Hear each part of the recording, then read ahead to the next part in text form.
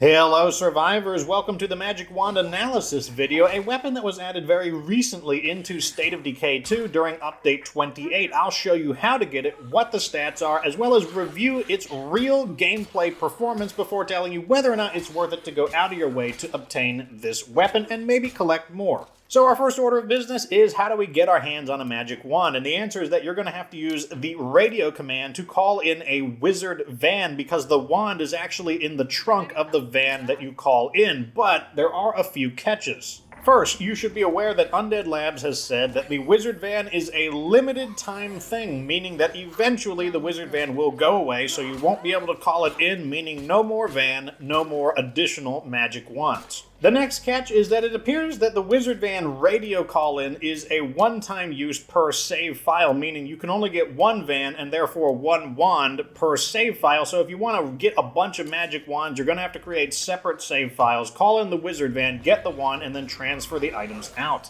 The last catch is that some people have told me that they have called in the wizard van and there wasn't a wand in it. I feel like that's a glitch. It has not happened to me, but I thought it's worth mentioning. Anyways, let's start talking about the stats. The magic wand is a bladed weapon that weighs 3 pounds, and it looks pretty good upon first glance without any scrutiny. It has high lethality, kind of average dismemberment, but that can be discounted because you don't really need dismember to be an effective bladed weapon. It's got maximum speed, high ease of use, but it is a bit on the fragile side. The question though is, how does this translate into real gameplay performance? And I've got this nice graph to illustrate it. And what the graph shows is how many hits it took with the magic wand to kill zombies with swordplay, which is represented by the red bar, and without swordplay, represented by the green bar. In total, I killed 105 zombies for each test, so 105 with swordplay, 105 without swordplay, 210 in total, and here were the results.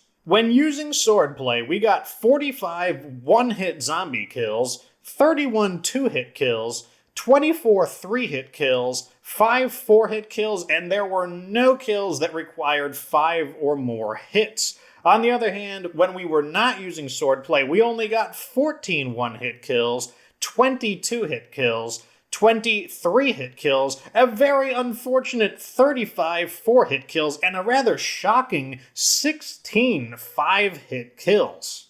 And to put these numbers in perspective, it means that with swordplay, you can expect to kill a zombie in one hit half the time with the magic wand, and 70% of the time you'll kill the zombies in 1 or 2 swings, which is pretty fantastic. However, it also shows you just how big of a difference swordplay makes, because the reverse is the case. 70% of the time you can expect the magic wand to require 3 or more hits to kill a zombie if you're not using swordplay. But it gets more interesting. Let's move on to the weapon stat comparisons. I found a weapon that is identical to the magic wand, and that would be the parang. You can see right here that the parang is exactly the same, right down to the weight of the weapon to the magic wand, which means the magic wand's technically a reskin of the parang. What's more, though, is that technically, the magic wand is ever so slightly worse than the Bowie machete, and that's because we can ignore dismemberment, not an important stat in combat, but the Bowie machete has very slightly higher durability and ease of use in comparison to the magic wand, which once again shows you the value of comparing stats, because you might just see a bunch of big bars and automatically think something is good. Next up, though, are the big boy bladed weapons. First up is the fantastic Ice Axe, only 1/2 of a pound. Humongous improvement in durability. Ignore the dismemberment. And although the lethality is lower, the Ice Axe has plenty of lethality, and you're going to want that durability a lot more, especially in higher difficulties, because you got to chop through so many zombies. Then you've got the high-angle rescue hatchet, which has fairly similar stats, but once again, just way higher durability, which is very valuable on higher difficulties due to the amount of zombies you gotta chop through. And of course, the Bastard of Bellow Woods, or B.O.B., or I don't know, Bob for short. And the B.O.B., it's basically better in every single way.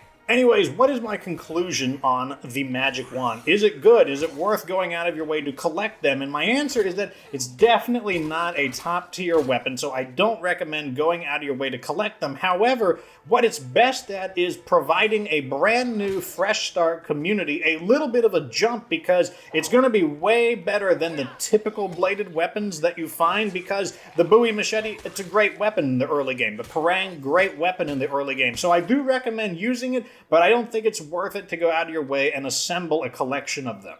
Anyways, let me know what you think down in the comment section. Did you find that graph interesting, showing the differences between swordplay and not swordplay? Let me know what you think down in the comment section. Like the video if it was entertaining, subscribe for future State of Decay 2 content, and of course remember that you don't have to be good to get good.